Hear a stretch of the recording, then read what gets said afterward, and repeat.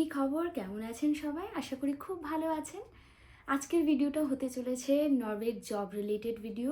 আপনারা অনেকে অনেক রকম প্রশ্ন করেছিলেন যে কিভাবে জব পাওয়া যায়, জব পাওয়া কি টাফ নাকি ইজি, কি টাইপের জব পাওয়া যায়, কেমন করে জব অ্যাপ্লাই করতে হয়, সব কিছু নিয়েই আজকের ভিডিও শুরু করার আগে আমার মনে হয় আমি ছোট্ট করে আমাদের নিয়ে একটু ইন্ট্রো দিয়ে দিই, যাতে আপনাদের সুবিধে হয়, আপনারা প্রপার মানুষের থেকে ইনফরমেশন পাচ্ছেন কি না সেটা জানার।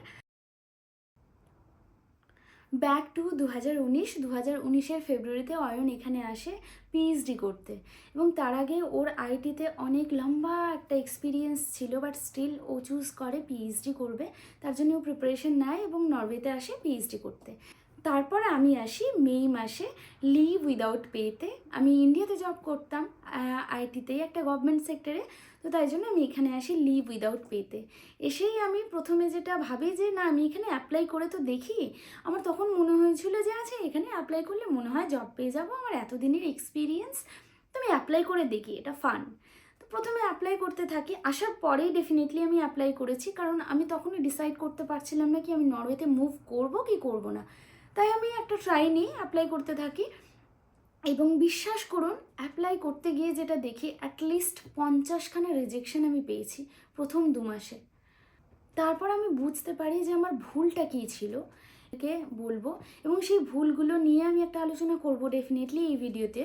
কিন্তু তারপর যেটা হয়, আমি মোটামুটি অ্যাপ্লাই করতে করতে 3 মাস পর আমি একটা স্টার্ট আপ কোম্পানিতে অ্যাজ আ ট্রেনি হিসেবে আমি ওদের অ্যাপ্রোচ করি যে আমার কোনো স্যালারি লাগবে না, অ্যাজ আ ট্রেনি হিসেবে আমি কাজ করতে চাই। তো ওরা তখন আমার ইন্টারভিউ নেয় এবং ওরা আমাকে একটা সুযোগ দেয় অ্যাজ আ ট্রেনি হিসেবে কাজ করার। তারপর ওখানেই অ্যাজ আ ট্রেনি হিসেবে জব করতে করতে আমি অন্য একটা কোম্পানিতে, যেখানে আমি অলরেডি অ্যাপ্লাই করেছিলাম, ওখানে একটা ইন্টারভিউয়ের সুযোগ পাই। আর তারপর ওইটাই আমি ক্র্যাক করি, এবং তারপর থেকে আমার নরওয়েতে আইটিতে জবের কেরিয়ার শুরু হয়। আর এখন মোটামুটি আমি 4টে কোম্পানি চেঞ্জ করে নিয়েছি। নরওয়েজিয়ান গভর্নমেন্টেরই একটা অর্গানাইজেশনে আমি এখন as a software developer, full stack developer কাজ করি। আর অয়ন পিএইচডি শেষ করে এখন অ্যাজ আ সায়েন্টিস্ট হিসেবে নরওয়েজিয়ান একটা অর্গানাইজেশনে জব করে, এবং অ্যাট দ্য সেম টাইম ও একটা ইউনিভার্সিটিতে অ্যাজ আ প্রফেসর হিসেবে পার্ট টাইম জব। এবার আসি, আপনারা অনেকেই জিজ্ঞেস করেন যে এখানে জব পাওয়া ইজি নাকি টাফ। প্রথমে আমি যখন এখানে আসি তখন আমি আমার বাকি যাদের মানে ইন্ডিয়ান কমিউনিটিতে যারা ছিল তাদেরকে জিজ্ঞেস করি, তো ওরা সবাই বলেছিল ডেফিনেটলি ভীষণ ভীষণ টাফ। কারণ তো ওদের মধ্যে অনেকেই, অনেক এক্সপিরিয়েন্সডরাও 3-4 বছর ধরে বসে আছে, নিজের জব পায় না, নিজের ফিল্ডের জব পায় না, এরকম ব্যাপার।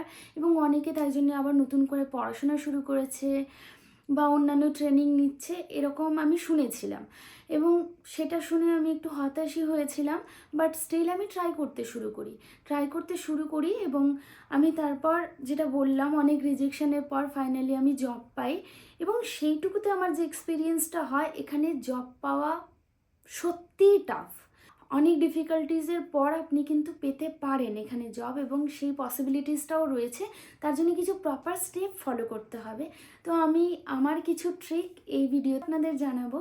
সেই পয়েন্টগুলোয় আসি যেটা আপনাকে এখানে তাড়াতাড়ি জব পেতে হেল্প করবে। সেই পয়েন্টগুলোর মধ্যে প্রথম পয়েন্টটা হচ্ছে, আপনাকে অ্যাপ্লাই করতে হবে সেই জব, যেই জবে আপনার এক্সপিরিয়েন্স আছে। আপনি হাবিজাবি যা পাচ্ছেন সব কিছুতে অ্যাপ্লাই করে যাচ্ছেন, তার জন্যে একটাই হবে, আপনি শুধুই রিজেকশন পাবেন এবং আপনার কনফিডেন্সের লেভেলটা ধীরে ধীরে কমতে থাকবে। তো আপনার যেই জায়গায় এক্সপিরিয়েন্স আছে, সেই এক্সপিরিয়েন্সটা যদি কোনো জবের প্রোফাইলের সাথে বা পজিশনের সাথে যদি 80% ম্যাচ করে, তাহলেই আপনি অ্যাপ্লাই করুন। এবং এখানে কিন্তু এটা সত্যি কথা, আপনি যদি একবার ইন্টারভিউয়ের জন্য সুযোগ পান, আপনি জানবেন আপনার 60% কাজ ডান হয়ে গেছে। কারণ এখানে ইন্টারভিউয়ের সুযোগ পাওয়াটাই হচ্ছে সব থেকে ডিফিকাল্ট। এখানে এরা যখন সিলেক্ট করে ক্যান্ডিডেটদের ইন্টারভিউ নেওয়ার জন্যে খুব খুব ভালোভাবে মাইনিউটলি চেক করে, এবং প্রোফাইলের সাথে পুরোটা ম্যাচ করছে কিনা চেক করে তবেই ওরা ক্যান্ডিডেটকে ইন্টারভিউয়ের জন্য ডাকে, অযথা ডাকে না। তাই জন্যে আপনি যদি প্রপার যে আপনার জব এক্সপিরিয়েন্স, এডুকেশন সমস্ত কিছুর সাথে যেটার মিল আছে 80% মোটামুটি, সেটাই যদি আপনি অ্যাপ্লাই করেন আপনার জবের জন্যে, ইন্টারভিউর জন্যে কল পাওয়ার চান্স অনেকটা বেড়ে যায়। তো এটাই আমার সাথেও হয়েছিল। আমি প্রথমে এসে প্রচুর অ্যাপ্লাই করেছি, যা পেরেছি তাতেই অ্যাপ্লাই করেছি আইটি রিলেটেড। আমার হয়তো 20% ম্যাচ আছে সিভির সাথে, আমি তাও অ্যাপ্লাই করে গেছি। কিন্তু পরে এটুকু বুঝেছি যে না, আমি অনেক ভুল করেছি, তার জন্য আমার কনফিডেন্সের লেভেলটা অনেক কমে গেছিলো। বাট 2-3 মাস পর আমি আর অয়ন এই নিয়ে যখন আলোচনা করি তখন বুঝতে পারি এই ভুলটা। তখন তারপর আমি যেটা করেছি, একদম প্রপার যে জবগুলো আমার এক্সপিরিয়েন্সের সাথে ম্যাচ করে সেগুলোতেই অ্যাপ্লাই করেছি, এবং তার জন্য আমি খুব তাড়াতাড়ি যে ইন্টারভিউয়ের কলটা পেয়েছি। তো সেকেন্ড পয়েন্ট হচ্ছে নরওয়েজিয়ান। এখানে না মানে নরওয়েতে ম্যাক্সিমাম লোকেরাই ইংলিশ বলতে পারে, কিন্তু এরা প্রেফার করে কাজ করাটা নরওয়েজিয়ানে। সেটা হতে পারে আইটি হোক কি অন্যান্য যে কোনো ফিল্ডে, ওরা নরওয়েজিয়ানটাকে ভীষণ প্রেফার করে। যেহেতু আমি আইটিতে আছি, আমি আইটি নিয়ে বেশি বলতে পারবো। আইটিতে অনেক অর্গানাইজেশন আছে যেখানে ইংলিশে কাজ করে, কিন্তু ওরা প্রেফার করে যে এমন কোনো মানুষকে হায়ার করবো যে নরওয়েজিয়ানটা বলতে পারে, কারণ নরওয়েজিয়ানটা এদের কালচারের সাথে মিশে আছে। এবং এরা যখন লাঞ্চের টাইমে যায়, যে আলোচনাগুলো করে বা অন্যান্য সময় যে আলোচনাগুলো করে, সমস্ত কিছু এরা নরওয়েজিয়ানে প্রেফার করে। এবং কিছু কিছু কোম্পানি আছে যারা পুরোটাই নরওয়েজিয়ানে করে, যেমন আমি যেখানে জব করি সেটা বলছি, ওরা কোড অবধিও নরওয়েজিয়ানে লেখে, মানে কোডের যে ভেরিয়েবল সমস্ত কিছু নরওয়েজিয়ানে লেখে, সমস্ত আলোচনা নরওয়েজিয়ানে। তো নরওয়েজিয়ানটা এখানে খুব ইম্পর্টেন্ট। এই নিয়ে আমি একটা ভালো ইনসিডেন্ট আপনাদের বলতে পারি, খুব মজার। আমি যখন প্রথম নরওয়েতে আসি এবং কিছু রিজেকশন পাচ্ছিলাম, তখন আমি এখানকার যে ডিপার্টমেন্ট, গভর্নমেন্টের ডিপার্টমেন্ট নাভ, যা হচ্ছে আপনার এমপ্লয়মেন্ট নিয়ে যারা নাভে গেছি। এবার গিয়ে আমি যখন বলেছি যে এরকম আমি জব অ্যাপ্লাই করছি, রিজেকশন পাচ্ছি, আমার এই এক্সপিরিয়েন্স আছে, আমার একটু হেল্প লাগে, যে ওরা সব শোনার পর বলে বা ভালো, আমরা ডেফিনেটলি তোমাকে মানে এনরোল করাতে পারি, বাট তার আগে আমার মনে হয় তোমার একটা জিনিস জেনে রাখা খুব ভালো, যে এখানকার জব পাওয়ার ক্রাইটেরিয়াটা কী। তো আমি বলি হ্যাঁ বলুন। তো ও বলল, মানে ওরা ছিল, অনেকেই ছিল ওখানে, তো বললো যে first criteria Norwegian, second criteria Norwegian, আর থার্ড ক্রাইটেরিয়া নরওয়েজিয়ান। তো যার জন্যে আপনি যদি নরওয়েজিয়ান শেখেন না, আপনার জব পাওয়ার চান্সটা অনেক হাই হয়ে যায়। এবং আপনি যদি সেটা আপনার সিভিতে যদি আপনি মেনশন করেন যে আপনি এই লেভেলের নরওয়েজিয়ান শিখেছেন, বা আপনি যদি ইন্টারভিউয়ে ফর এক্সাম্পল ইন্ট্রোডাকশনটাই নরওয়েজিয়ানে দেন না, ওরা খুব ইমপ্রেসড হয়ে যায়, এবং ওরা এটুকু চিন্তা করে যে আচ্ছা এই এমপ্লয়িটার নরওয়েজিয়ান শেখার ইচ্ছে রয়েছে, তাই আমরা ওকে একটা সুযোগ দিতে পারি। তো এটা খুব ইম্পর্ট্যান্ট নরওয়েজিয়ান শেখাটা। তাই এখানে থার্ড হচ্ছে আপনি এখানকার কালচার সম্বন্ধে জানুন একটু, এবং যে সিভিটা আছে সেই সিভিটা মানে এক গাদা কিছু লিখে ফেললেন, প্রচুর এক্সপ্লেনেশন নিজের সম্বন্ধে প্রচুর কিছু লিখলেন, তা না করে ছোট্ট কিন্তু প্রিসাইজ করুন, এবং তার মধ্যে যেন সমস্ত ইনফরমেশান থাকে। বেসিক্যালি এরা প্রেফার করে সিভিটা যাতে 2 পেজের মধ্যেই হয়। আপনার যদি অনেক এক্সপিরিয়েন্স থাকে আপনি সেটা 3টে করতে পারেন, বাট 2 পেজের মধ্যে যদি আপনি করেন, আপনার ছোট করে আপনার এডুকেশন কোয়ালিফিকেশনের একটা চার্ট বানালেন, এক্সপিরিয়েন্স কী কী প্রজেক্টে কাজ করেছেন বানালেন, এবং নিজের সম্বন্ধে একটুখানি দিলেন। ডেফিনেটলি ল্যাঙ্গুয়েজ কী ল্যাঙ্গুয়েজ আপনি জানেন, কোনটার কীরকম লেভেল আছে, সেগুলো যদি দেন আপনি সিভিটাকে খুব এরা এই টাইপের সিভি খুব প্রেফার করে আর কি। আপনি গুগল করতে পারেন, গুগলে একটা স্ট্যান্ডার্ড নরওয়েজিয়ান সিভি কেমন হয় 2 পেজের, সেটা একটুখানি তার রেফারেন্স নিয়ে আপনি এটা করতে পারেন।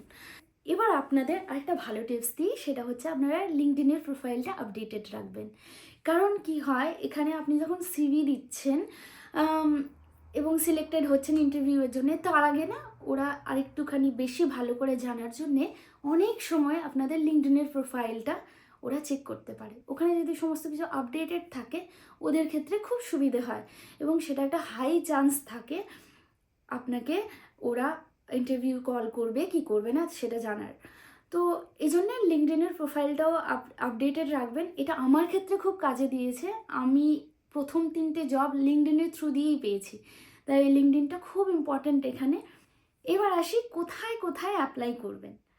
নরওয়েতে প্রচুর ওয়েবসাইট নেই যেখানে একদম মানে প্রচুর ওয়েবসাইট রয়েছে, আপনি প্রচুর জায়গায় অ্যাপ্লাই করবেন তা নয়। নরওয়েতে অ্যাপ্লাই করার জন্যে 3টে ওয়েবসাইটই এনাফ। একটা হচ্ছে লিঙ্কডইন, সেকেন্ড হচ্ছে fin.no, আমি সব কিছু লিখে দিচ্ছি নামগুলো। fin.noটা খুব ইম্পর্টেন্ট একটা ওয়েবসাইট, এখানে আপনি সব কিছু পাবেন, আপনি সার্চ করেই দেখতে পাবেন। আর 3 নম্বর হচ্ছে জব নর্গে। এই 3টেতে মোটামুটি সমস্ত পজিশনগুলো আসতে থাকে।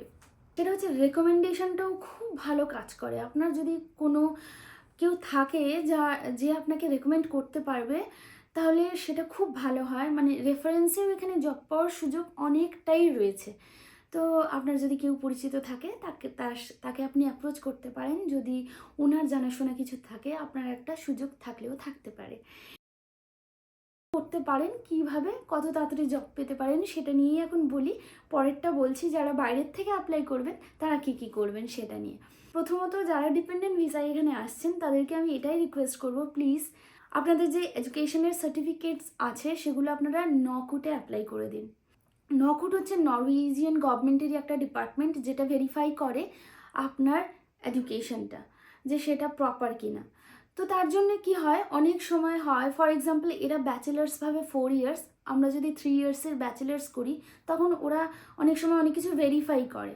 তো এইরকম টাইপের কিছু ভেরিফিকেশান ওরা ডেফিনেটলি করে, এবং আইটির ক্ষেত্রে আপনার নকুটের ভেরিফিকেশানটা ইনিশিয়ালি দরকার হয় না, বাট অন্যান্য ক্ষেত্রে ওই ভেরিফিকেশানটা দরকার হয়, এবং ওটা ওরা অ্যাপ্রুভ করলে তবেই আপনি অন্যান্য জায়গায় মানে আপনার জব যে অ্যাপ্লাই করা বা ইন্টারভিউয়ে চান্স পাওয়ার সুযোগটা অনেক বেড়ে যায়। এবং নকুট অনেক সময় কি করে, এডুকেশনকে আপনার ধরুন কনসিডারই করে না। তো সেটা তাই খুব ইম্পর্ট্যান্ট একটা রোল প্লে করে এখানে জব অ্যাপ্লাই করার আগের প্রিপারেশনের জন্যে। এবং সেকেন্ড হচ্ছে আপনি এসে নকুটে অ্যাপ্লাই করার পরেই যেটা করবেন, আপনি তারপর যেটা করবেন সেটা হচ্ছে নরওয়েজিয়ান শেখার জন্য ট্রাই করবেন। যেটুকু বললাম, যেটা আগেই বললাম, এখানে নরওয়েজিয়ানটা খুব ইম্পর্ট্যান্ট, তাই এসে সময় নষ্ট না করে নরওয়েজিয়ানটা শিখতে শুরু করুন। এছাড়াও কিছু অপরচুনিটি রয়েছে, যেটা হচ্ছে মাস্টার্স করার। আপনার যদি ব্যাচেলার্স থাকে আপনি এখানে মাস্টার্স করার জন্য অ্যাপ্লাই করতে পারেন, কারণ মাস্টার্স থেকে অনেক সময়রা প্লেসমেন্ট দেয় বা অনেক সুযোগ করে দেয়। বিভিন্ন কোম্পানিগুলোর কিছু প্রোগ্রাম থাকে যারা হচ্ছে একদম ফ্রেশার্সদের নিয়ে কাজ করে, তো সেই সুযোগগুলোও করে দেয়। তো তাই জন্য মাস্টার্সের জন্য অ্যাপ্লাই করতে পারেন, এবং তার জন্য আপনি একটা স্কলারশিপও পাবেন। তো বেশ ভালো অ্যামাউন্টের স্কলারশিপ থাকে, আপনার ভালো মতো চলে যাবে। এটা হচ্ছে আমার আরেকটা বলতে পারেন টিপস। আর আরেকটা ব্যাপার হচ্ছে, আপনি যদি ট্রাই করছেন কিন্তু পাচ্ছেন না, তখন আপনি নাভের সাথে কথা বলতে পারেন। ওরা অনেক সময় কিছু হেল্প করে, আপনাকে কিছু জায়গায় জব করার সুযোগ করিয়ে দেয়, যেটা আমি আপনাকে আগেই বললাম। তো সেরকম কিছু অপশান পেলেও ক্ষতি কী, আপনি ওই কোম্পানিতে জব করলেন, পরে এক্সপিরিয়েন্স পেয়ে আপনি অন্য জায়গায় অ্যাপ্লাই করলেন, বসে থাকার থেকে ওটা বেটার নয় কি? তাছাড়াও যারা একটুখানি কম পড়াশোনা করে এসছেন তাদের জন্যেও নরওয়েজিয়ান গভর্নমেন্টের প্রচুর সুযোগ সুবিধে রয়েছে, সেটা আপনারা নাভের সাথে গিয়ে কথা বলতে পারেন। তারা আপনাকে মানে পড়াশোনার জন্য সুযোগ করিয়ে দেবে এবং কিছু টাকাও দেয় তার জন্যে। তো এটা খুবই একটা ভালো ব্যাপার নিজেকে এনগেজড রাখার জন্য, এবং সেই পড়াশোনাগুলোই ওরা নরওয়েজিয়ানও শেখাবে। তাই এটা খুব বড় একটা অপরচুনিটি, ডেফিনেটলি মিস করবেন না। এইটুকু টিপস আমার রইল যারা এখানে ডিপেন্ডেন্ট ভিসায় আসবেন তাদের জন্য। এবার আসি পের কথা। এখানে একটা ডিসেন্ট অ্যামাউন্ট পে করে বেশ ভালো মতো আপনার চলে যাবে, কারণ এখানে মিনিমাম স্যালারির একটা রুল রয়েছে। সেই স্যালারি অনুযায়ী আপনি কি জব করছেন, আপনার এক্সপিরিয়েন্স কি আছে, আপনার এডুকেশন কি আছে, আপনি কি রোলে জব করছেন, সব কিছু ডিপেন্ড করে এরা একটা স্যালারি দেয়, এবং স্যালারিটা যথেষ্ট ভালো দেয়। তো সেই স্যালারিতে আপনার সব কিছু চলে যাবে কি না সব কিছু নিয়ে আমার একটা ভিডিও আছে, ডিটেলড ভিডিও, যেটা হচ্ছে নরওয়েতে থাকতে গেলে কতটা ইনকাম করতে হবে, সেটা উইথ ফ্যামিলি, উইথ চিলড্রেন, সব কিছু নিয়ে আমি ইন ডিটেল একটা ভিডিও দিয়েছি, ইনফরমেটিভ ভিডিও। আপনারা চেক করতে পারেন, এবং কী কী ভিসায় আপনারা নরওয়েতে আসতে পারেন, কীভাবে আসতে পারেন সেটা নিয়েও একটা ভিডিও আছে, সেটাও ডেফিনেটলি চেক করতে পারেন। আমি ডেসক্রিপশানে ওই লিঙ্কগুলো দিয়ে দেবো। তো এই হচ্ছে জব রিলেটেড সমস্ত প্রশ্ন। এছাড়াও যদি আপনাদের পিএইচডি রিলেটেড বা কিভাবে পড়াশোনা করতে আসার জন্য এখানে আসতে পারবেন সেই রিলেটেড যদি কোনো প্রশ্ন আপনাদের থেকে থাকে আপনারা কমেন্ট করে জানান। আমি ডেফিনেটলি ট্রাই করব অয়নকে একদিন আমার জায়গায় বসানোর। তাহলে অয়ন খুব ভালোভাবে বলতে পারবে, যেহেতু ও এই এডুকেশন ফিল্ডেই রয়েছে এবং কাজও করে এই ফিল্ডেই, তাই ওর কাছে অনেক ভালো ইনফরমেশান থাকবে। তো এই হলো আজকের ভিডিও। আশা করি আপনাদের ভালো লেগেছে, ইনফরমেটিভ লেগেছে। যদি আপনাদের কোনো হেল্প হয়ে থাকে তার জন্য আমার খুব ভালো লাগবে। আর যদি আপনারা এরকম টাইপের ইনফরমেটিভ ভিডিও আরও দেখতে চান আমায় কমেন্ট করে জানাবেন টপিকটা, তাহলে পরে আমি সেই টপিকগুলো নিয়ে পরে আবার এরকম ছোট ছোট ইনফরমেটিভ ভিডিও বানাতে পারি। আজকের জন্য এটুকুই থাক। ভালো থাকবেন, সুস্থ থাকবেন। বেস্ট উইশেস রইল আপনাদের সবাইকে যারা এখানে জব অ্যাপ্লাই করছেন। আজকের জন্য এটুকুই। টাটা।